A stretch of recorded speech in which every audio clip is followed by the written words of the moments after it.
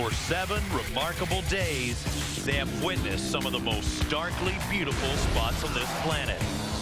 These, the bold warriors on wheels, have climbed mighty mountains and plumbed the depths of deep valleys. Tested by navigational challenges, mechanical mishaps, and Mother Nature herself, they have endured sun, sand, and rain. In quest of joy, yet so vulnerable to pain. It is an event that transcends the realm of sport. It is Dakar!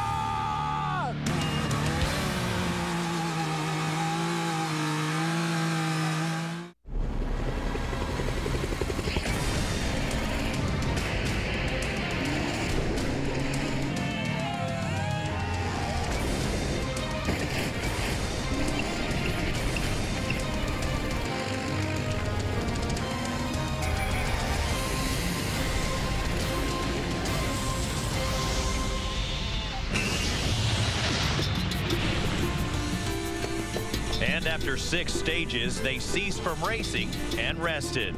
This is the relatively tranquil scene at the Dakar bivouac along the Pacific coast of northernmost Chile, hard against the border with Peru. For both men and machines, it's a welcome day of rest and relaxation. Hi again, everyone. I'm Robbie Floyd. Welcome back to our continuing exclusive same-day coverage of Dakar 2011 on Versus. After a slow and somewhat predictable start, we've had a wild finish to the first week of this spectacular and utterly grueling race. The week began on the shores of the Atlantic Ocean in the urban splendor of downtown Buenos Aires and proceeded northwest across rural and mountainous regions of Argentina. Early on, sudden summer downpours made life miserable for the competitors. Crossing the Chilean border through the Andes at an elevation of 11,000 feet above sea level at the Paso de Jama, the exhausted and oxygen-deprived drivers had their first taste of the vast and varied, but always inhospitable Atacama Desert. Then the undulating sand dunes deposited the field at the shores of the Pacific at Iquique. And from there, it was up to the northernmost city of Arica, hard by the Peruvian border. Our coverage has been enhanced this year by the on-site reporting and expert analysis of Gernot Bauer, who joins us now for this day of rest, but only for the racers. Gernot, what's your overall impression this year as far as the competition in the bikes? Yeah, pretty much, Robbie, one of the most interesting Dakars in the bike category that we have ever seen. Not because there are many competitors who will be battling for the victory, no, but it's a really, really interesting two-man fight. And even though Cyril Depré is suffering from a 10 minutes penalty that he's trying to work his way back into the race, it is a fantastic battle between Marc Coma, the Spaniard, who took the rally twice already, and Cyril Depré, a 3-time winner of the Dakar Rally. And who knows, maybe there might even be a third or a fourth one coming back into play. Turning to the cars, how would you characterize what you've been seeing during this first week? It is really Stefan Peter Hansel, Nasser Al-Attiyah and Carlos Sainz. Those three are on a different level than everybody else here. It is 2 races that we're going to see there. The battle between those three and then the race for 4th place. But it is a really, really interesting race. It's the toughest Dakar that we have seen for a long time, and it's still very open. And who knows, maybe even Mark Miller can have a word when it comes down for the podium. Okay, what would you say were the biggest surprises of Dakar 2011 so far? Well, there are many little surprises and one big one. The big one is that Stefan Peter Hansel is still in contention, although he has suffered from 4 punctures the other day. On a positive note, I'm very surprised by Quinn Cody and Jonah Street in the bike category. They are still there. They are still in contention. Jonah in an excellent 7th place. He's not taking too many risks right now, but the Dakar is always decided in the 2nd week, and this is what we are facing now very soon. Gernot Bauer, thank you. We'll check in with you later on. Well, today's a rest day for the drivers, but our Inez Sainz has been working hard to give us a flavor of what the bivouac is like on this non-racing day. Inez?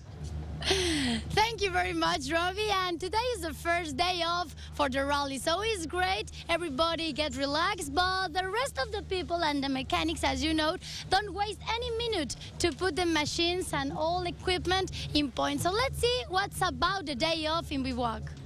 One of the most anticipated days in the Dakar is finally here. In the middle of the competition, it feels great to take this pause to recharge your batteries and also work on details with the vehicles. In this day, we find Mark Coma. He's resting a little. He deserves his first place right now.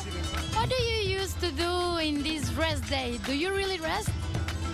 I try, of course, no. Just this night I try to sleep all the night because normally we are get up early in the morning at 4, at 5, and also important day for the mechanic part. Then the mechanics are really working all the day.